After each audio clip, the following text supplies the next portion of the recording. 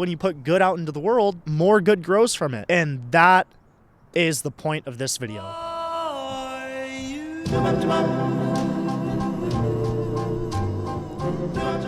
In this video, I'm going to brag about all my acts of kindness that I have done in recent memory. That sounds extremely cocky, so let me explain a little bit. I have a friend in the space, Jimmy Farley, and he does not shy away from tipping servers 100 to 200%. He does so many more acts of kindness. Of course, I only have one coming to mind right now, and that's the tipping one, but this guy posts very often to his story the positive energy that he's putting out there, the people who he's helping. He also tipped somewhere between $100 to $200 to kids with a lemonade stand. I love seeing that stuff, and I noticed that over the past few years, a lot of the acts of kindness that I've done, whether it's tipping extra or giving a compliment out, I only did that because of Jimmy. I wouldn't have even thought to do it really. I probably would have just gone about my way. But Jimmy posting that stuff so consistently made me realize that other people are out there doing that type of stuff. Obviously, it made me want to do the same. So this is a no cut, hopefully. I'm sure I'm going to stutter. I just did actually, so perfect. I got the first one out of the way. This is going to be a no cut video where I have noted down some stories here of acts of kindness that I've done. And this is not about me. This is about making an impact because I wouldn't have done anything if it weren't for Jimmy. For me, if I get one view on this video and it turns into one act of kindness because that viewer felt inspired, I have done my job with this. We're in beautiful sunny San Diego.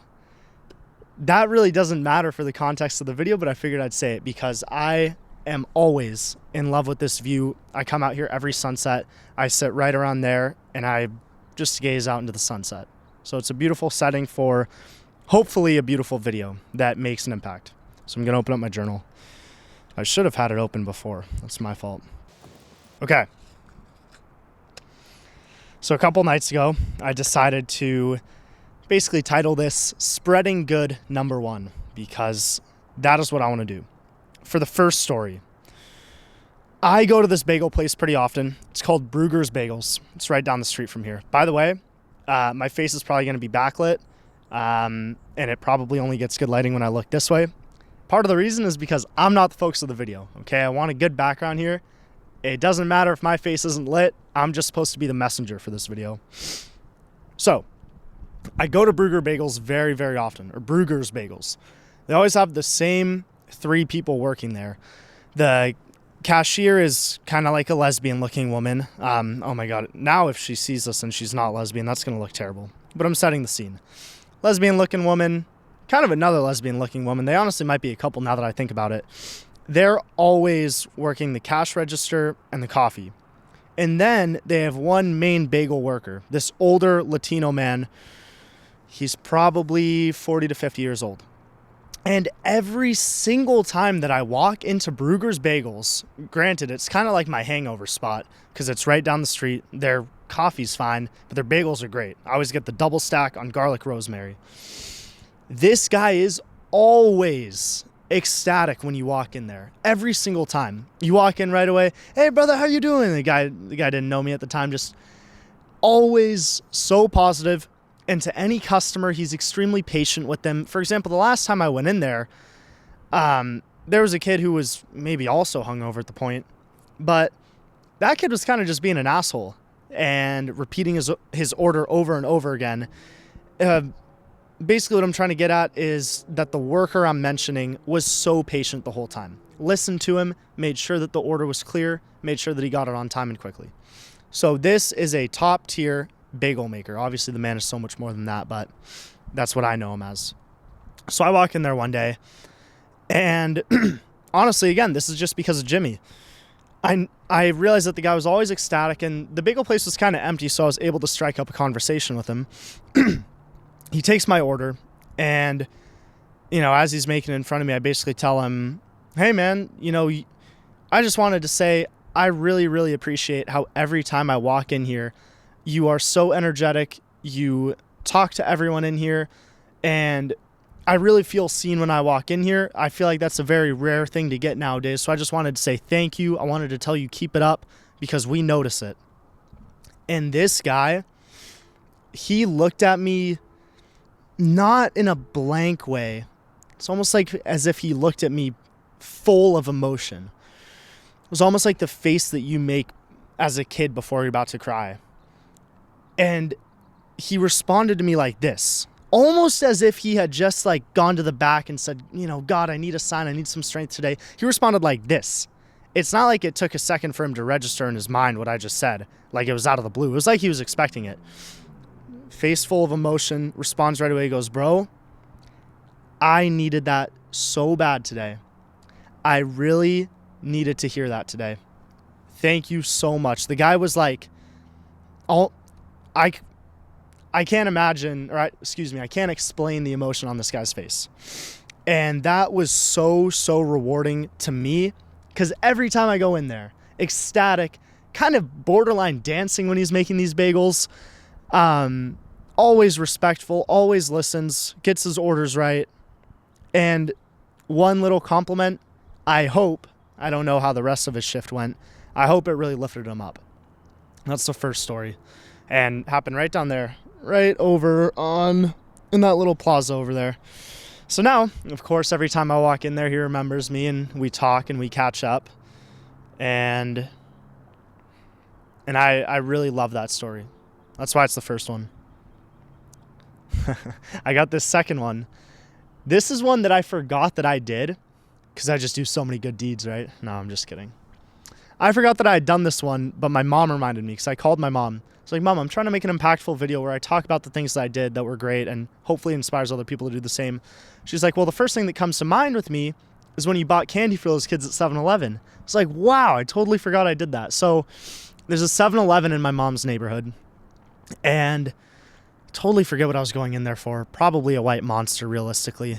Give me 1 sec. Let me raise the exposure a little bit. That way you guys can... It's not about like seeing me, but so there are these 3 kids in there. They all e-biked to 7-Eleven, and it's not like I got these kids a protein bar or like a healthy sandwich from 7-Eleven. They had some bags of candy, like probably like 5 bags of candy to split between the 3 of them, which really reminded me of when I was growing up and my 2 best friends, Mike and Sam, different Mike, not Mike Chamberlain. Oh my goodness, every sleepover we had, we would the 5-pound bag of candy in GTA. That's a note from Flight Reacts. I gotta say in GTA because I said a different word than eat. So I was basically in line at the 7-Eleven and these kids went to go pay for their candy. Of course, they pull these pennies and these nickels, dimes, and quarters out of their pocket. Maybe they had like a couple $5 bills. That's really it. But they ended up being a little bit short. I think they were short by like 20 cents. I don't know why the guy didn't let it slide, but probably an employee didn't want to get chewed out by his boss. But as they were doing that, the Apple Pay was open on the other side. They had the cash all sprawled out on the counter, and they really were looking at each other like, oh my God, what are we going to do? Like our candy supply, it's gone. We're going to have to put some candy back. We can't go home with it. So I like double tap the off button on my phone. I pull up my card and I just tap it on the Apple Pay. I was like, there you go, guys. And they looked at me like I was some superhero. They were so excited. They're like, oh my God, thank you. And they walked out of the 7-Eleven, got on their e-bikes, put the candy in their backpacks, and they're like high-fiving and all excited as they rode away. And that was just, it probably cost me like $8. It was a lot of candy. But it just reminded me so much of my childhood.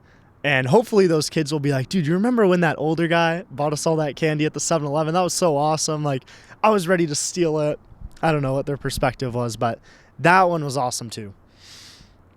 This is another one. Back when I was in Prague, we were kind of in the city center, slightly outside of it. We were like on the west side of the main river. I'm surprised I even remember the layout of the city. But there's this big mall there, and there's this guy outside playing the guitar. I think that he was a Spanish guy or whatever he wasn't from Prague. And he just played a very, very beautiful song. It's called Historia de Amor. It's a Spanish song.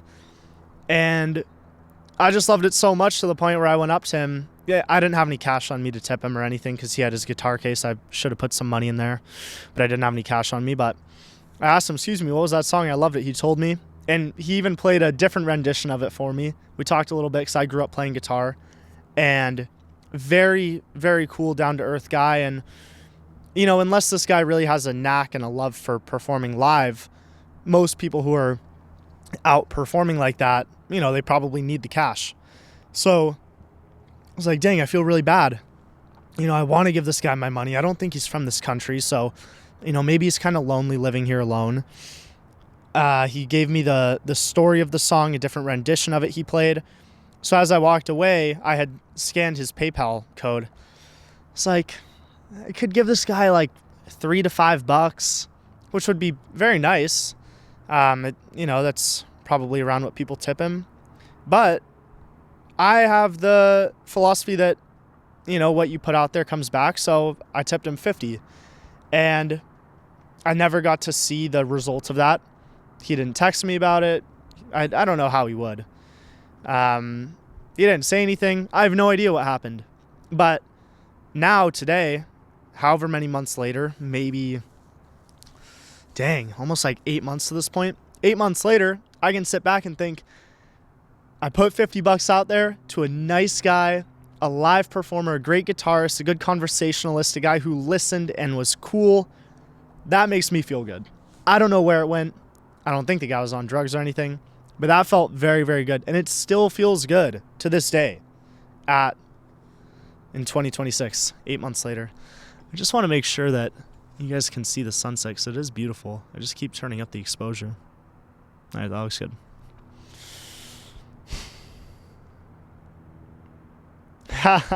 This is a very, very small one, but I think it's a good lesson. So I don't know how many of you guys saw the Cabo vlog, but if you did see that, we were basically at the bar area at Rose Bar, and I don't know why my friends didn't push their seats back in, but we get done like eating chicken tenders and fries because that's really all they have at Rose, unless you want to get food poisoning from their sushi. So we did that. We took some lemon drop shots, which we call lemon diesels. I have no idea why, but yeah, we got done eating and drinking, and like we put our trash away and whatnot. And then I get up because we were at a high table. I push my chair in, and none of my friends do, and they all start walking to the beach. I was like, the fuck, guys? Like, we pushed 2 tables together, and we got all these chairs, and we didn't, you know, push them back in.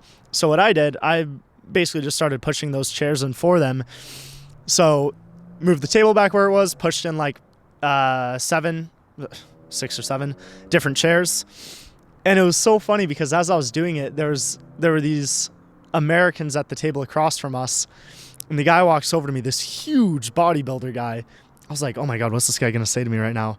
And he just goes like this. He walks out. He just puts his hand out all firm to me. And I shake it. I always give a firm handshake. I'm looking him in the eyes.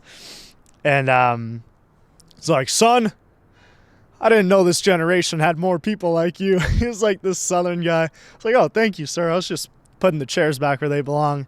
He goes, that's really a great show of character, son. You really inspired me today. I'm going to make sure to do the same. It's like, awesome. That was sweet. That was another really good moment. I like that one. I think it's because my dad's a little bit OCD clean-wise. My mom's a little bit OCD clean-wise. I always had to put my chair back in. So I did that. The guy liked it. It's not like I tipped a guitarist $50 or I gave a life-changing compliment or amount of money to someone, but I like that one. That's a little story there. This is a really powerful one here. This is actually the main reason I wanted to make this video here. So I was driving up to LA with that other friend that I'd mentioned, Sam. Him and I are still best friends to this day, as well as the other Mike. So we're driving up to go visit Mike at his college in LA. And as we're driving up, basically, you know, we had stopped in this kind of ghetto-y area, and we got Mexican food from there. It's really shitty. I was kind of in a bad mood. It's kind of like, dude, we just drove 2 hours through all this traffic from San Diego. Had to, like, watch our backs as we were eating this food. We were in some, like, really, really crappy area. I sound so spoiled, by the way, because I'm, like, at this house, and I have this view, and I'm like, oh, my God, it was so bad. I don't come from money at all. I don't come from rich parents. I've absolutely worked my ass off to get where I am today. And for those of you who know San Diego, well, I I'll say this. I basically grew up in Santee until, bro, it sounds like I'm trying to say I'm from the hood. Santee, when I was growing up there, was like, not like one of the ghetto-y areas of San Diego, but like, it was a pretty shitty area. Apparently it's gotten better now. I haven't been there since 7th grade when I left, and I'm 21 now. I haven't been there in a while. Apparently it's good. And I'm not trying to say it. Oh, that sounds so stupid. I never had to worry about where my next meal came from. I always had clothes on my back, a warm house, loving parents. I'm fine. I'm not trying to claim all that stuff at all, because it's not true. But we're in this crappy area. Get this crappy food. I'm pissed off.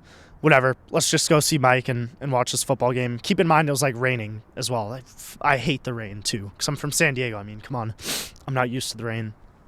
So basically we're getting off on the exit, and we're on this street, and of course here there are a lot of Mexican immigrants. I mean, primarily Mexican, a lot of other Latino immigrants, but I'll say that it was a Mexican immigrant man. He was on the street, and he was selling these flowers, beautiful, beautiful flowers. I was like, Sam, should we get Mike a pair of flowers? Because, like, it's his first college football game that we've gone to and stuff, but I'm like, that's kind of gay. But it's also Mike. Like, that's my brother. Like, he would think it's cute. He has 5 sisters. He's this big 6'5", defensive tackle or edge rusher. I think he's the edge rusher. Big football player, but he's got a soft side because he's got 5 sisters. So it's like, I was kind of looking at the flowers. Me and the guy kind of made eye contact. I was like, no, I'm not going to get Mike flowers. It's fine, whatever. Which normally, if you know me, I'm like, fuck it, let's get all the flowers for Mike and surprise him just cuz, right? But I had made eye contact with this man long enough to the point where we started walking over. I was like, fuck, like, I don't want to have to tell him, no gracias, señor, no, nosotros no queremos flowers. See, like, I didn't know flowers. So it's like, I don't want to have to, like, say that and, like, let him down. So I was like, all right, I'll give him a little tip. He's out here, he's probably working hard. I'm in a shitty mood. Maybe me giving him, like, $5 will help my mood. I look at my wallet, and I only have a $100 bill. So I was like, fuck it. I mean, I'm not going to use this for, or maybe I would use it for something else, but, like, I never use cash. I always use my card. So I was like, the guy's going to come. I had already decided to give him, like, a cash tip, so sure, I'll give him the 100. So I roll down the window. I was like, I'm going to do my best Spanish here. I speak Portuguese, but Spanish is obviously different. I was like, oh my God, I forget how to say sorry. It's like, señor, no queremos las flowers, pero yo tengo $100 para ti. And basically, like, sorry, I don't want the flowers. I didn't mean, like, call you over with my eyes or anything, but, like, I want to give you a tip. Like, this is $100. This man damn near dropped his flowers. And the same way that his face was, like, flooded with emotion, but also blank because he was taken aback like the bagel person, he couldn't believe it. My Spanish was better then than how I'm saying it now, so we kind of went back and forth a little bit, but for the most part, all he could say was, gracias, gracias, like, gracias, gracias, very, very thankful. I give it to him. I say, buena suerte, good luck. And as we're driving off, the man is, like, crouched like this on his legs, basically, and looks up to the sky like this and starts going like this. And I don't know why I hit my nose there, but he was so visibly grateful. And I gotta say, this might just be me, but when something like that happens, because of course there are a lot of immigrants, it doesn't matter if they're immigrants. My mom's an immigrant, by the way, so I'm not being, like, whatever, I'm not being wishy-washy in that sense, but I see so many people selling flowers or candies or anything else on the street. My philosophy is always that God must have directed me and Sam to the crappiest Mexican place in all of effing LA in order for me to get in a bad mood, in order for me to see this man, to then want to give him this money because the man probably needed it. There's no facts pointing to it. Maybe on the surface it's unlikely, but that's my philosophy. That's my That's what I have faith in, is that happened for a reason, because there's so many people I could give that to. There's so many people out there I could do good deeds for. There was a reason for that, for sure. I didn't get enough time to talk to the man. The light was green. I had to drive. But that's part of the reason why I love doing this stuff, is because you never really know. You never know the importance of it. But maybe I'm just tricking myself. But I think that there was something there, for sure. I felt it. So I'm extremely grateful I did that. And that is actually what inspired this video, like I said earlier, because I had sent a voice memo telling the story, obviously much quicker. I'm completely rambling right now. I much more concisely told this story, and I sent it to Jimmy, the original inspirer of this video. I was like, hey man, just want to say I wouldn't have done this without the stories that you post and the actions that you make videos on. He was so grateful for that too. So that was like a 2-in-1. I got to be inspired by Jimmy, which led me to help this man, which led me to let Jimmy know that I did that because of him. So now he's more inspired, and I'm more inspired because everyone got inspired, which is why I'm making this video. It's so important. Oh, so many flies here. Okay, that was another one of my notes, was telling Jimmy that he was the reason I did that. Oh, this is a good one. This is kind of bad though. This is going to make me look bad. But I'm okay with that if that's what needs to be done. So we're in Italy. I never made a vlog of Italy, I think just because we had just vlogged in Sardinia, and I was kind of like, okay, I want to enjoy the week in Italy, because we were there with Mike and I's student Gap, Gianluca. Outstanding guy. You know Italians. You know, I always see these memes, and I tell this to Gap all the time. Like, Gap, I see these memes. It's like German, Swedish, and like Dutch people. Or no, not Dutch. The Dutch people are fun. But like Nordic people, if you try to speak English, for example, they're like, oh, yes, oh my God. If you try to speak German to them and you're an American, they'll say, oh, nice try, but let's speak in English. It's kind of like, okay, whatever, we can speak in English, and your English or your German sucks. But then I saw a video, it's like people in Italy, if you say anything like buongiorno, oh, your Italian is perfect, my friend. Please come meet my aunt. Please come meet my father. Please come meet my brother and my mother. And it's so true. Anything I said in Italian, it like made Gap's day when we were there. His parents were awesome, and just, you can tell the hospitality of the people in at least the south of Italy. I hear that people up north are a little bit more like the Germans. Nothing against the Germans at all. My roommate in Santa Barbara was German, but basically, we're in Italy, and this whole time, Gap had taken such good care of us. For example, there's this Airbnb that's like borderline connected to his place that he could have been renting out for money, but he let us stay there for free. So I was like in this little closet room, and then Theo was in the other bed in there because he was really deathly sick in Italy. And then Mike and Taylor had to split a bed in there. But it was great. I loved it. And Gap's girlfriend Lorena made lots of food for us. We got treated outstanding by the locals. It was beautiful. I love Italy. Made me even prouder to be Italian. So basically, we had already gone to the Amalfi Coast. We already went to Sorrento. We already went, I don't know if we got to Amalfi, but we went to Sorrento. And we had driven there in Gap's car, but he was like, oh, yes, bro, we should take the Vespa and the scooter if you want. So we're like, sure. Like, we're good with that. We've never ridden on scooters, but let's do it. So we go down to the scooter rental place, which is on the street that he lives, because he kind of lives like right in the city. He lives in Scafati, which is basically if you take Naples and then you got Pompeii down here with the Pompeii ruins. Scafati's right there. So we walk into this place. We get the scooters, but it's a pain in the ass. Absolute pain in the ass.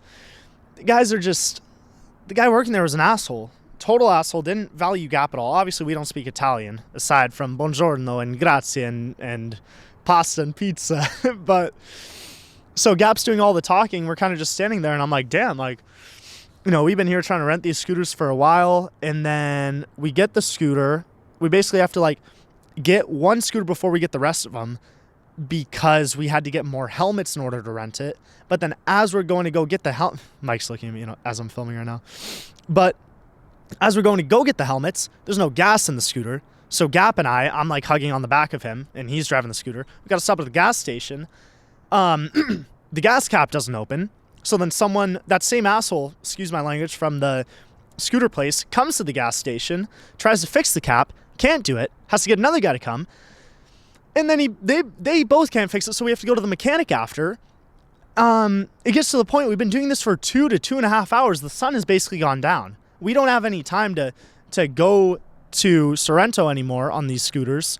We sure as hell don't have time to come back because we didn't really want to like ride at night. I mean, we could have, but it's like, what the fuck? We completely got taken advantage of. And Gap was kind of telling me, he's like, this is why I hate Naples, bro. Like, so many scammers. And now I got to come close for this.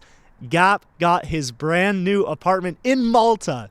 Crazy. Met this dude and completely have gotten to see this whole arc from him.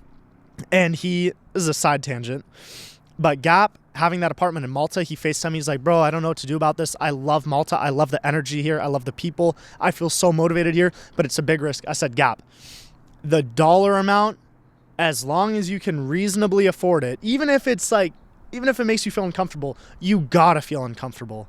You know how uncomfortable I felt when I was paying 3 different rents, one in Santa Barbara, one in Lake Tahoe, one in Carlsbad. But every time I had to do it. I had to overlay my rents because I knew there was a big chapter waiting for me. I told him that, and he got the apartment. I'm so, so grateful to know Gap in this life. But anyways, to sum this up, we got completely fucked over, and he's like, yeah, bro, these people in Naples, like, this is why I don't really like the energy here. I don't like the people here. They scam and they try to get away with stuff when they can get away with it. And I basically said, sorry, I didn't say anything. Basically, go back to the scooter place. And we basically decide, okay, well, we can't ride anymore because we got completely scammed by these guys. So I do something very, very, very, very stupid. And I never do things like this. I'm pretty mild-mannered for the most part, as Gavin and Mike both stare at me as I'm filming this. They're trying to throw me off or something. I'm very mild-mannered for the most part. I used to have a bit of a temper when I was like a kid. But no, mild-mannered for the most part, except for when someone is trying to take advantage of my friend or trying to mess with my friend. If someone's trying to fuck with me, it's like, I just laugh. I'm like, look at this view, boy. What are you going to do? So, yeah, I don't care. I got confidence in myself. If someone wants to mess with me, fuck them, whatever. Whatever, I'm good. Someone's messing with Gap, though, when he took us in to his Airbnb that he could be having people there for money and earning that, and he plans this big thing for us to go to Amalfi on these scooters and these Vespas, and it would have been beautiful. Oh, fuck that. No way. I'm not taking that. So I walk into the place. Again, like I said, so stupid. I look at the asshole in the face. I go, verbatim, I go, hey, buddy, vai fanculo. Basically, go fuck yourself. Stupid. I never, ever do stuff like that. This guy turns into Isaiah Stewart when LeBron elbowed him in the nose or whatever he did to him. Dude turned into Isaiah Stewart trying to fucking kill me. And then Gap had to talk him down. And, you know, if I'm being completely honest, because I think that it's good to be honest, the dude was big.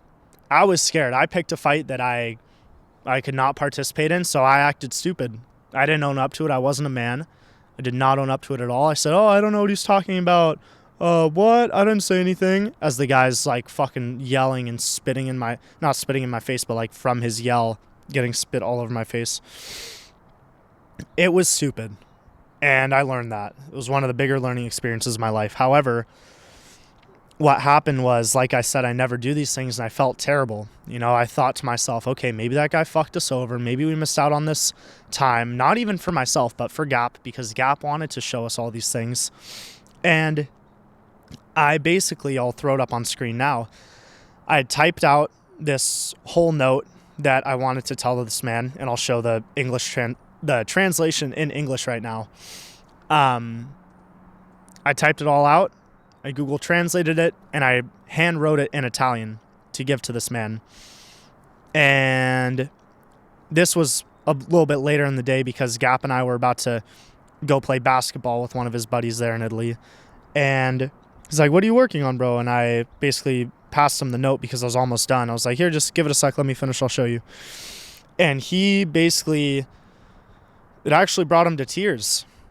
And he was telling me, he's like, "This is just so pure and so good. And I don't see people do this very often anymore. For you to have such a pure soul like this and realize that you did wrong."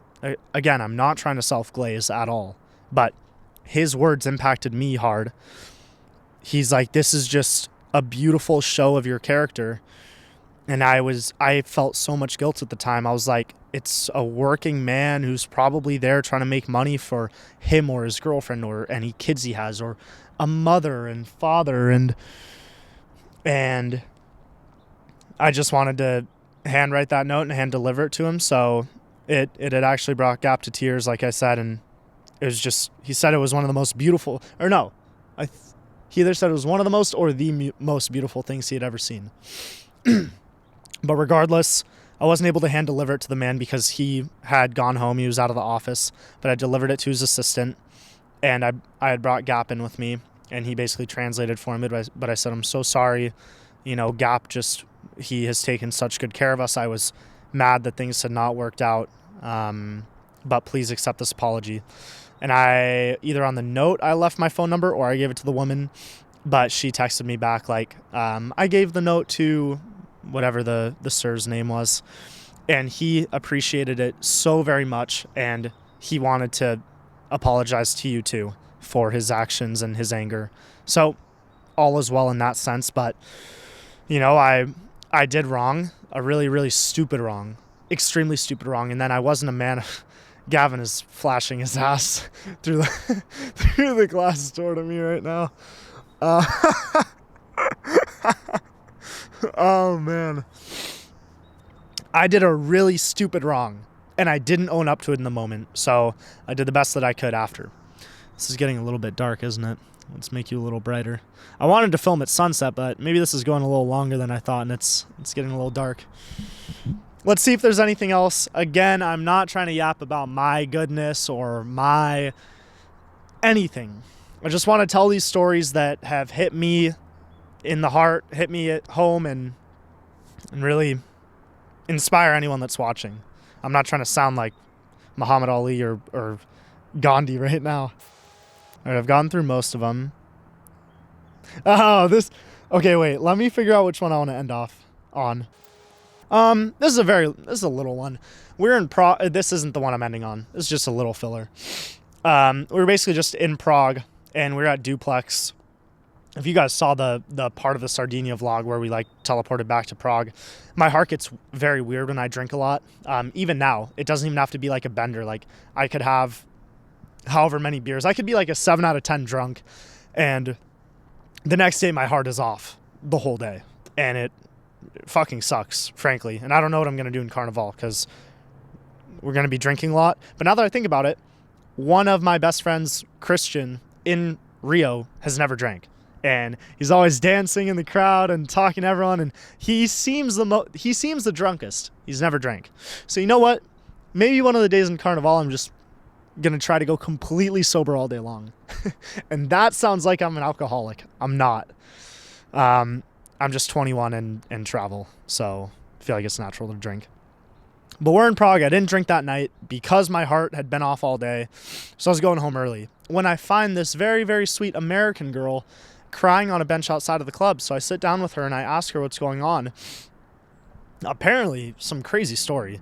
I'll paraphrase it though.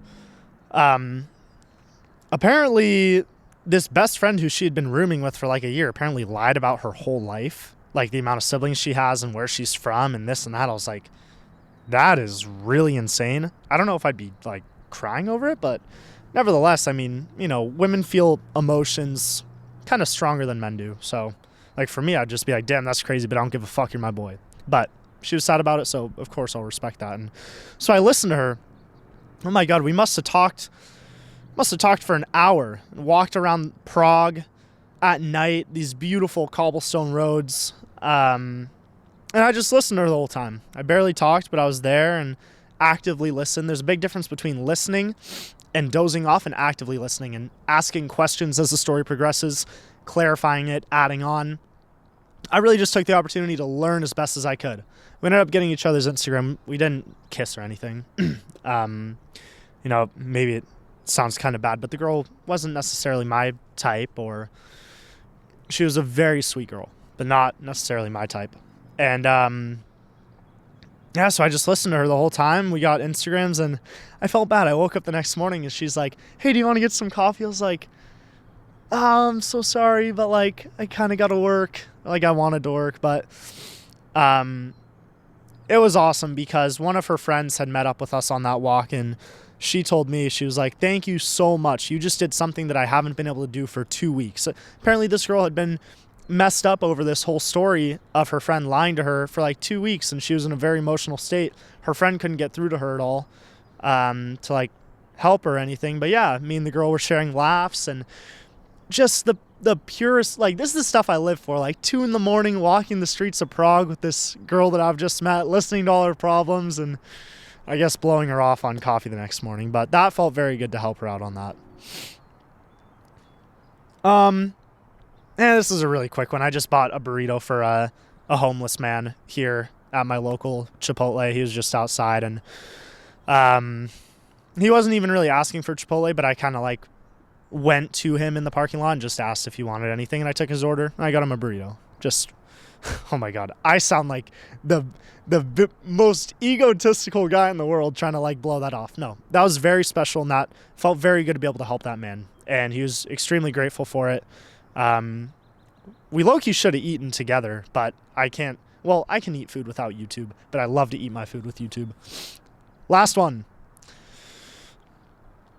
So we're in San Francisco, and we're basically visiting my boy's girlfriend. And that was one of the funnest trips I've ever been on, honestly. It was like October in Berkeley, so it was cold and windy, and like, you know, it wasn't like when we were in Mallorca or Sardinia or Croatia. Those places were beautiful. But I loved Berkeley for some reason. I don't know why. Maybe it's because like the flight there was quick. The flight was cheap. I was with all my boys, and we were partying, and I don't know, we were friends with like all of her frat guys, and her sorority sisters were cool. They were cool. But this is a whole nother side story. I got so wildly hungover one of the nights, and to this day, I know that it could not have been just the beer that I drank. I know for a fact that I got some sort of food poisoning or something. To paraphrase that one, I projectile vomited all over one of the main streets that that Berkeley students walk on. It had to have been, oh my goodness, it had to have been 100 to 200, no, maybe not 200, 100 to like 120 people who saw me like projectile vomit, cold sweats, like white skin. It was so embarrassing. I would be shocked if nobody filmed it. There's definitely a video of me out there somewhere. That's beside the point. But it was the night before.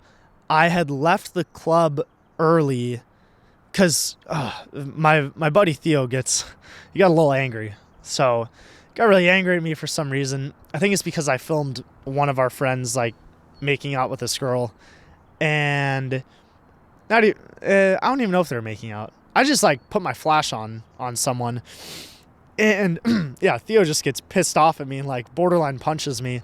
So like, fuck this, I'm Ubering home.